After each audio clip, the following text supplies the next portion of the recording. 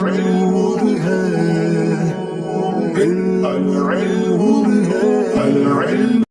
اللہ الرحمن الرحیم. وقضاء تکبیرات العید فی الرکوع، اور رکوع میں عید کی تکبیرات واجبہ کی قضا کرنا. یہ قضا شبیہ بالادا ہے.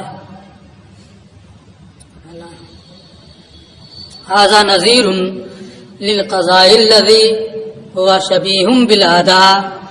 یہ اس قضا کی مثال ہے جو شبیہ بالادا ہے. یعنی تفصیل اس کی یہ ہے ان من ادرک الامام فی صلاۃ العید فی الرکوع، جو عید کی نماز میں امام کو رکوع کی حالت میں پائے. تو اس میں تفصیل ہے، آپ فقہ کی کتابوں میں جب پڑھیں گے یہاں انہیں تفصیل پوری نہیں بتانی ہے نا، صرف جتنا انہیں سمجھانا ہے اتنا ہی سمجھاتے ہیں، کہیں کہیں کچھ بڑھا دیتے ہیں، لیکن پورا مسئلے کی پوری نوعیت سمجھا دے ایسا نہیں ہوتا ہے. تو انہیں اصول سمجھانا ہے، صرف اسی کے ارد گرد رہتے ہیں.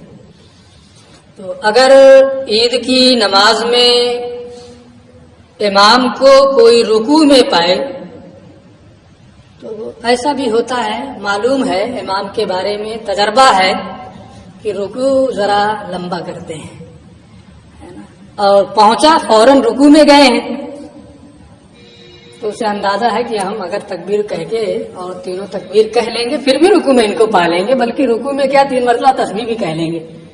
ہوتا ہے کہ نہیں ہوتا ہے؟ تجربات ایسے ہوتے ہیں، اور ایسا امکان بھی رہتا ہے بعض امام کے بارے میں. اگر یہ حالت ہے تو وہ حکم یہ ہے کہ کھڑے کھڑے تکبیر کہے رکوع میں جائے، ہے نا. لیکن اس مسئلے کو یہاں انہوں نے نہیں ذکر کیا ہے. آگے کتاب دیکھیے. ان من ادرکا، اس لیے اس کو بتا دیا کہ ایسا نہ ہو کہ کہیں کوئی ضرورت پڑ جائے تو آپ صرف یہی ایک مسئلہ بتائیں، ہے نا. ان من ادرک الامام فی صلاۃ العید فی الرکوع، جو شخص امام کو عید کی نماز میں رکوع کی حالت میں پائے، وفاتت عنہ التکبیرات الواجبہ، اور تکبیرات واجبہ اس کی چھوٹ جائیں. جو زوائد ہیں تکبیرات وہ واجب ہیں، وہ تکبیرات رہ جائیں. فَإِنَّهُ يُكَبِّرُ فِي الرُّكُوعِ عِندَنَا مِنْ غَيْرِ رَفْعِ يَدٍ، تو وہ ہمارے نزدیک ہاتھ اٹھائے بغیر رکوع میں تکبیر کہے. اب اس سے کیا سمجھ میں آئے گا؟ کوئی بھی حالت ہو، ہے نا، رکوع میں تکبیر کہیں، یہی تو سمجھیں گے. کہیں ضرورت پڑنے پر یہی بتا بھی دیں گے، اس لیے یہ تفسیر ضروری ہے. فَإِنَّهُ يُكَبِّرُ فِي الرُّكُوعِ، تو وہ ہمارے نزدیک بغیر ہاتھ اٹھائے رکوع میں، یعنی رکوع میں چلا جائے تکبیر کہہ کے، تکبیر تحریمہ کہے رکوع میں چلا جائے، اور گھٹنے پر ہاتھ رکھ کر کے جو تکبیرات ہیں تکبیرات واجبہ انہیں کہے. ہاتھ اٹھانے کی ضرورت نہیں ہے کہ جھکا رہے ہاتھ بھی اٹھاتا رہے، ہے نا. فَإِنَّهُ يُكَبِّرُ فِي الرُّكُوعِ عِندَنَا مِنْ غَيْرِ رَفْعِ يَدٍ. کیوں؟ لِأَنَّ الرُّكُوعَ فَرْضٌ، کیونکہ رکوع کیا ہے؟ فرض ہے.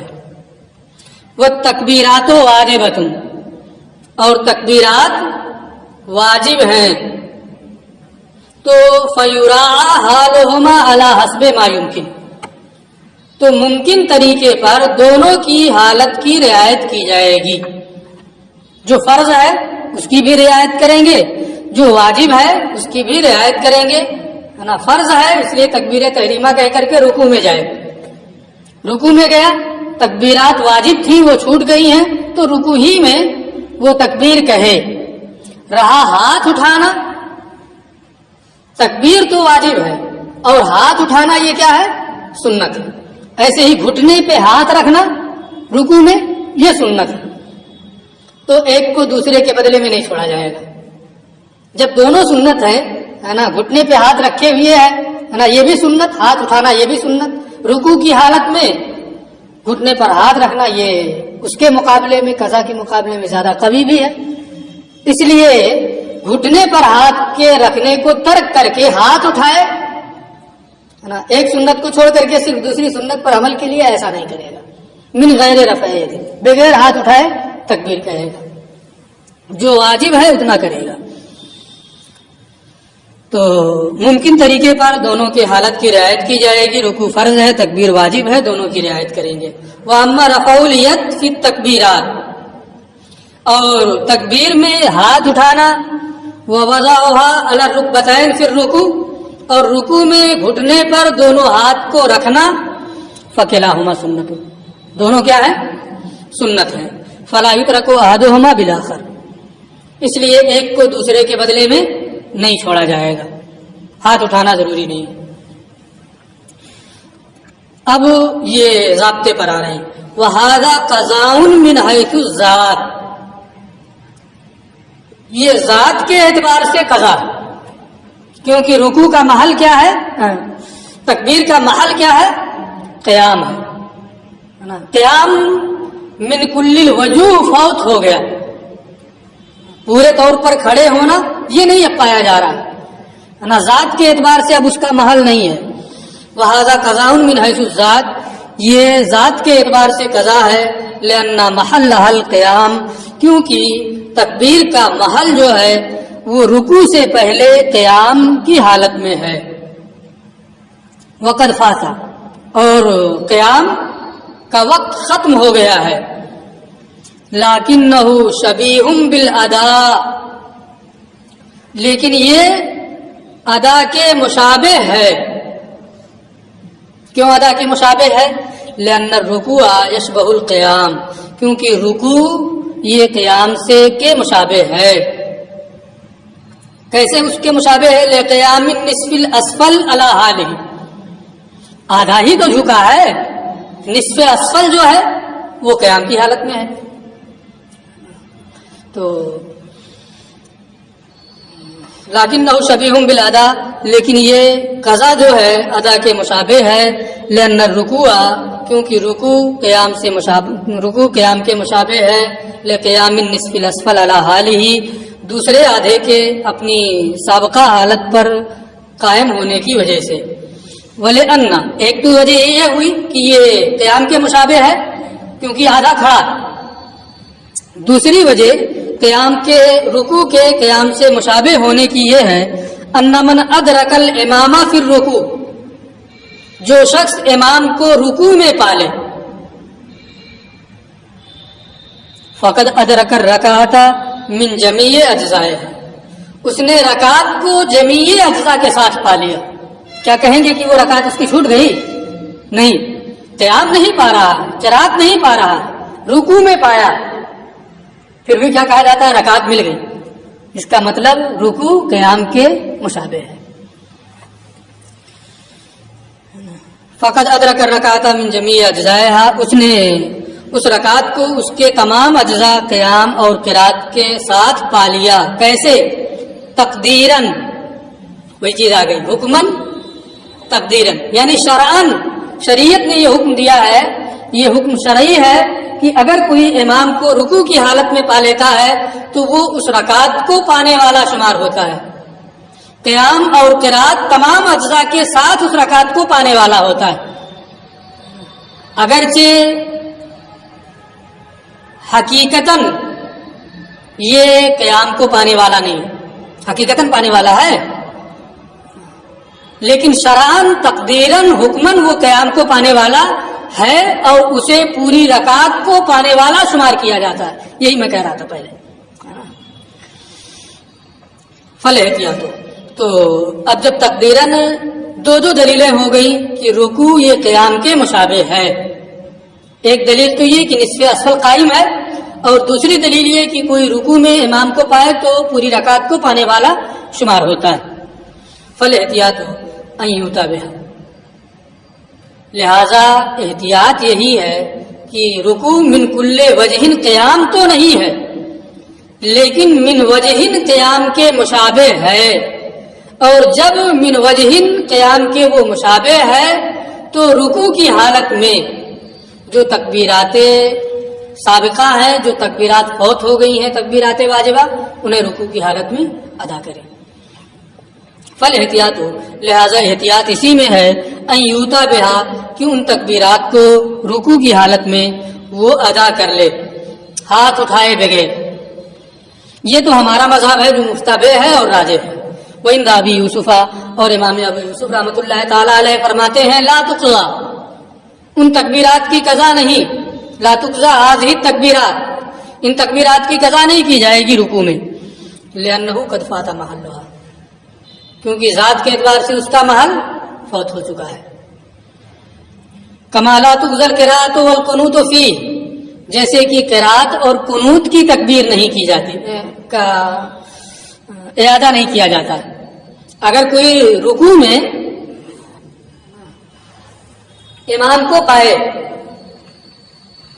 رمضان کے مہینے میں وطر پڑھ رہے ہیں، آخری رکعت کے رکوع میں امام کو کوئی پایا تو کیا اس سے کہیں گے کہ دعائے قنوت پڑھو؟ اگر عام نمازوں میں رکوع کی حالت میں کوئی امام کو پائے تو کیا اس سے کہیں گے کہ قرات کرو؟ اس سے نہیں کہا جائے گا۔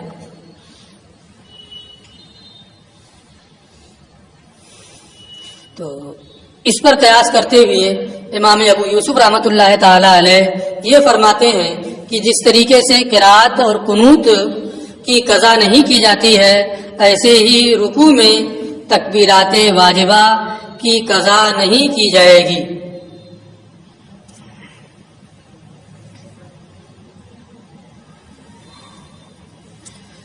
امام ابو، یہ ہمارے یہاں مفتبع نہیں ہے، لیکن بظاہر لگ رہا ہے کہ ان کی بات قوی ہے نا، لیکن ایسا نہیں۔ اس کا جواب یہ ہے کہ یہ قیاس مال فارق ہے، یہ قیاس درست نہیں ہے۔ رکوع میں قرات اور قنوت یہ مشروع ہی نہیں ہے، لیکن رکوع جاتے ہوئے تکبیر، رکوع سے اٹھتے ہوئے تکبیر یہ مشروع ہے۔ تو جو چیز رکوع میں مشروع ہے اس کے کرنے کا حکم دیا جائے گا، یعنی تکبیر کے کہنے کا حکم دیا جائے گا، اور جو چیز رکوع میں مشروع ہی نہیں ہے، قرات اور قنوت ہے نا، اس کے کرنے کا حکم نہیں دیا جائے گا۔ یہاں آپ جو چیز مشروع ہے اسے غیر مشروع پر قیاس کر رہے ہیں، اس لیے یہ قیاس مال فارق ہے۔ راجح وہی ہے کہ رکوع کی حالت میں عیدین کی تکبیر کا اعادہ وہ کرے گا۔ ٹھیک ہے، یہ بات یہاں پوری ہو گئی۔ ووجوب الفدیۃ فی الصلاۃ للاحتیاط، ایک آیت کریمہ اس سے پڑھے ہیں علی الذین، اس سے پہلے پڑھے ہیں علی الذین یطیقونہ فدیۃ طعام، ہے نا، جو لوگ طاقت نہیں رکھتے ہیں روزہ رکھنے کی وہ فدیہ دے روزے کا۔ لیکن کوئی نماز نہیں پڑھا اور نماز کا فدیہ، اس پر تو کوئی نص نہیں ہے، لیکن اس کے باوجود ہمارا مذہب یہ ہے کہ کوئی انتقال کر رہا ہے، اخیر وقت میں اس نے اپنے وارثین کو وصیت کی کہ میری اتنی نمازیں چھوٹی ہوئی ہیں ان کا فدیہ دے دینا، تو فدیہ دینا واجب ہے، نماز کا فدیہ دینا بھی واجب ہے۔ یہ کہتے ہیں کہ یہ تو غیر معقول پر قیاس کرنا ہو رہا ہے، روزے میں فدیہ یہ غیر معقول ہے نا، قضا بمثلہ غیر معقول ہے، اور جو چیز غیر معقول ہوتی ہے وہ اپنے مورد کے ساتھ منحصر ہوتی ہے، اس پر کسی دوسری چیز کو قیاس کرنا صحیح نہیں ہوتا ہے۔ اس لیے روزے پر نماز کو قیاس کرنا اور یہ کہنا کہ نماز کا فدیہ دینا بھی واجب ہو جائے گا، یہ درست نہیں ہونا چاہیے۔ یہ کہتے ہیں یہ قیاس نہیں ہے، جواب دے رہے ہیں، بلکہ احتیاط کی بنیاد پر یہ حکم دیا گیا ہے کہ وہ نماز کا فدیہ بھی دے دے۔ ممکن ہے کہ اللہ قبول کر لے، نہ تفصیل کتاب میں آ رہی ہے۔ وہ وجوب الفدیۃ فی الصلاۃ للاحتیاط، اور نماز میں فدیہ کا واجب ہونا یہ احتیاط کی وجہ سے ہے۔ جواب سوال مقدر، یہ ایک سوال مقدر کا جواب ہے. تقریرہ، اس سوال کی وضاحت اور تفصیل یہ ہے ان الفدیۃ فی الصوم للشیخ الفانی، شیخ فانی کے لیے روزے کا فدیہ، جو طاقت نہیں رکھتا ہے اس کا روزے کا فدیہ دینا، لما کانت ثابتۃ بنص غیر معقول، جب یہ نص غیر معقول سے ثابت ہے. یہ عقلی چیز نہیں ہے، عقل اس کی کوئی وجہ نہیں سمجھ پا رہی. لما کانت ثابتۃ بنص غیر معقول، جب یہ نص غیر معقول سے ثابت ہے، ینبغی ان تقتصروا علیہ، تو اس کو اسی پر منحصر کرنا چاہیے کہ یہ اسی کے ساتھ خاص رہے گا. ولم تقیسوا علیہ، اور اس پر قیاس نہیں کرنا چاہیے. مماتا، اس شخص کو جو مر جائے، وہ علیہ صلوات، اور اس پر اس کے ذمہ میں نمازیں ہوں. یعنی فدیہ شیخ فانی کے لیے نص غیر معقول سے ثابت ہے، تو اس پر یہ حکم اسی کے ساتھ خاص ہونا چاہیے. اس پر اسے قیاس نہیں کرنا چاہیے کہ جس پر کئی نمازیں باقی ہیں اور اس کا انتقال ہو گیا، اس نے نماز کا فدیہ دینے کی وصیت کی، تو وارثین پر اس کا فدیہ دینا واجب ہو جائے روزے کی طرح سے، ہے نا. اس نماز کو اس روزے پر قیاس نہیں کرنا چاہیے. ما انکم قلتم، باوجود کہ آپ لوگ یہ کہتے ہیں، انہ اذا ماتا، کہ جب کوئی شخص انتقال کر جائے، وعلیہ صلوات، اور اس کے ذمہ میں نمازیں ہوں، واوصى بالفدیۃ، اور وہ فدیہ کی وصیت کر جائے، یجب علی الوارث، یہی مسئلہ ہے، یہی مفتابع بھی ہے، تو وارث پر واجب ہے ان یفدیہ، کہ وہ فدیہ دے، بعوض کل صلاۃ، ہر نماز کے عوض، اتنی مقدار میں جو ہر روزے کے عوض دیتا ہے نا. یعنی ہر روزے کا جو فدیہ ہے 2 کلو 47 گرام گیہوں وغیرہ، اسی طریقے سے ہر نماز کا، یہ نہیں کہ دن کی نماز کا اتنا فدیہ، رات کی نماز کا اتنا فدیہ، ہے نا. ہر نماز، 5 وقت کی نمازیں ہیں، وتر بھی ہے، تو 6 فدیے ہو جائیں گے ایک دن کے، ہے نا.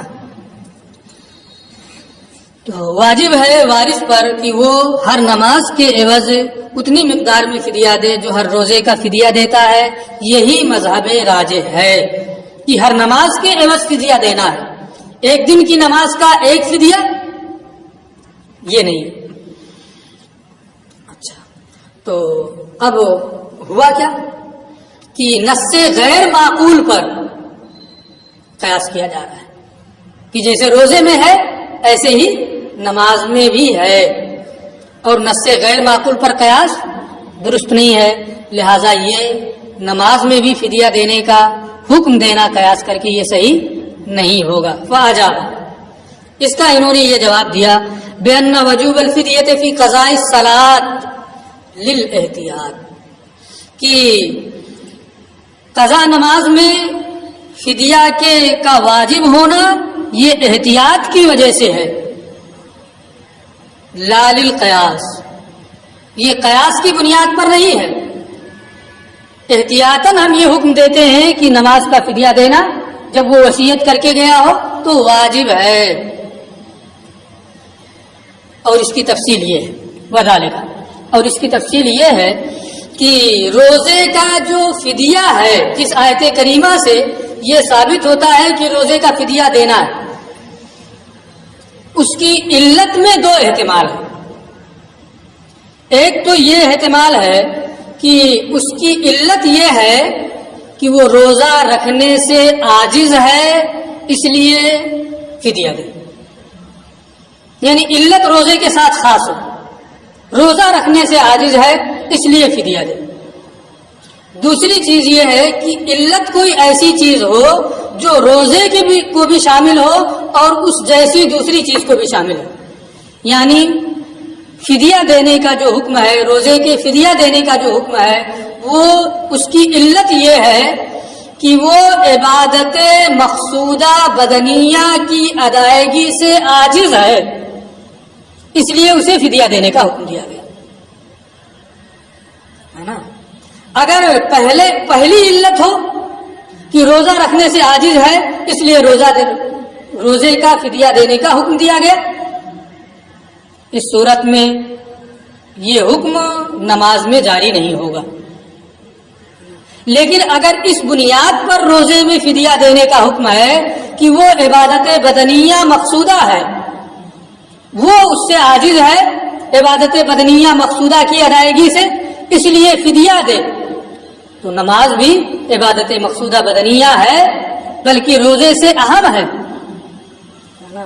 اس لیے اس میں بھی فدیہ دینے کا حکم ہوگا. تو یہاں دو چیزیں ہیں.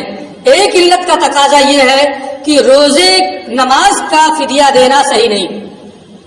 ایک علت کا تقاضا یہ ہے کہ اس نماز کا فدیہ دینا بھی صحیح ہے نا. تو اب ہم نے دوسری والی علت کو لیا احتیاط کے لیے، ہے نا. ہم نے دوسری علت کو لیا ہے احتیاط کی بنیاد پر کہ یہ علت بھی ہے، اس لیے اس کو لیا جائے. ممکن ہے کہ اللہ تعالیٰ قبول کر لے اور بندے کو رہائی مل جائے.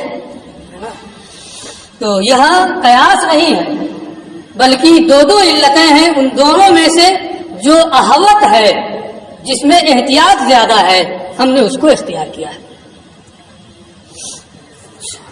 وذالک، اس کی تفصیل یہ ہے لأن نص الصوم، روزے کی جو نص ہے، روزے کی فدیہ کی جو آیت ہے، یحتمل ان یکون مخصوصا بالصوم، ممکن ہے کہ اس کی علت روزے کے ساتھ ہی خاص ہو، یعنی روزہ رکھنے سے وہ عاجز ہے اس لیے اسے فدیہ دینے کا حکم دیا گیا. ویحتمل، اور یہ بھی احتمال ہے ان یکون معلولا لعلت عامۃ، کہ وہ کسی عام علت کا معلول ہو، اور وہ عام علت یہی کہ عبادت بدنیہ مقصودہ کی ادائیگی سے وہ عاجز ہے، اس لیے اسے فدیہ دینے کا حکم دیا گیا. توجد فی الصلاۃ، جو عام علت نماز میں بھی پائی جا رہی ہو، عن العجز، یعنی عبادت بدنیہ مقصودہ کی ادائیگی سے عاجز ہونا، ہے نا، یہ عام علت ہے. اور یہ عام علت نماز میں بھی پائی جا رہی ہے. والصلاۃ نظیر الصوم، اور نماز یہ روزے کی طرح ہے، عبادت بدنیہ مقصودہ وہ بھی ہے. بل اہم منہ، بلکہ نماز روزے سے اہم ہے. کیسے؟ نماز یہ فی حد ذات ہی عبادت مقصودہ ہے، اور روزہ تو بظاہر نفس کو عذاب میں ڈالنا، اسے بھوکا رکھنا ہے نا، تو فی حد ذات ہی تو ہوا نہیں. ہاں حکم شرع ہے، اللہ کا حکم ہے، اس لیے وہ بھی عبادت بدنیہ مقصودہ ہے. یہ کہتے ہیں بلکہ نماز روزے سے اہم ہے، مرتبے میں، رفعت میں اور شان میں. فامرنا، تو جب یہاں دو علتیں ہیں تو ہم نے نماز کی جانب میں بھی فدیہ کا حکم دیا دوسری علت کے پیش نظر. فإن کفتنہا، اگر یہ فدیہ اللہ کے نزدیک نماز کے لیے کافی ہو جائے، فبہا، تو بہت بہتر ہے، بندہ رہائی پا جائے گا. وإلا، اور اگر قبول نہ بھی ہو، یہ کافی نہ ہو فدیہ کے طور پہ، تو کم سے کم اسے صدقہ کو تو ثواب ملے گا. اس کے نام سے صدقہ کیا گیا، اس کے ایصال کے لیے صدقہ کیا گیا، تو اسے اس کا ثواب بہرحال ملے گا. تو اگر فدیہ کے طور پہ کافی نہ بھی ہو تو صدقہ کا ثواب اسے بہرحال ملے گا، اس لیے یہ فائدے سے خالی نہیں. وَإِلَّا فَلَهُ ثَوَابُ الصَّدْقَةِ، ورنہ اسے صدقہ کا ثواب تو بہرحال ملے گا. اس لیے ہم نے یہ حکم دیا ہے احتیاط کے پیش نظر. وَلِهَذَا، یہی وجہ ہے کہ امام محمد نے زیادات میں فرمایا تجزی ہے انشاءاللہ. نماز کا یہ فدیہ دینا اگر اللہ چاہے تو اس کے لیے کافی ہوگا. جو قیاسی مسائل ہوتے ہیں وہ مشیت پر معلق نہیں ہوتے، اگر چاہے اللہ تو ایسا ہو جائے گا. تمام چیزیں مشیت الہی سے معلق ہے نا، لیکن جو مسائل ہوتے ہیں نص قطعی سے ثابت ہے نماز پڑھنا، اگر اللہ نے چاہا تو نماز پڑھیں گے. کیا پڑھیں؟ اگر اللہ نے حکم دیا ہے صاف صاف، ہے نا، تو پھر اس میں یہ کیا، اگر اللہ چاہے گا تو نماز پڑھیں گے، ہے نا.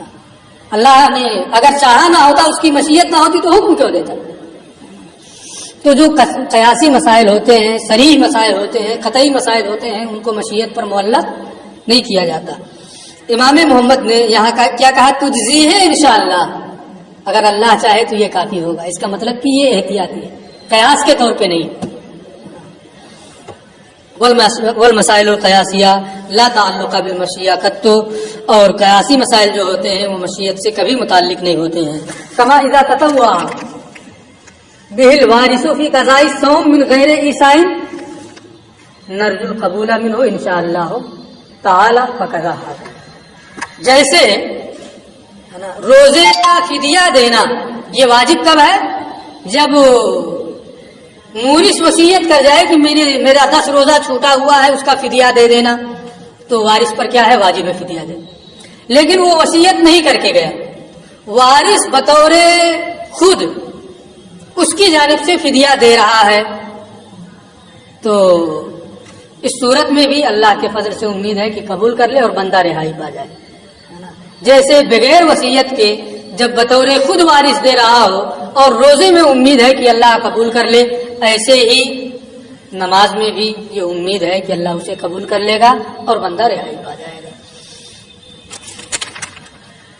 جیسے جب کوئی بطور خود، جیسے کہ جب وارث بطور خود فدیہ دے روزے کی قضا میں مورث کی وصیت کے بغیر نرجو القبول منہ، تو ہم اس کے قبولیت کی امید رکھتے ہیں اگر اللہ چاہے فقضا ھذا، تو اور یہی حال نماز کا بھی ہے، ہمیں اللہ کے فضل سے امید ہے کہ وہ اس کے اس فدیے کو قبول کر لے گا اور وہ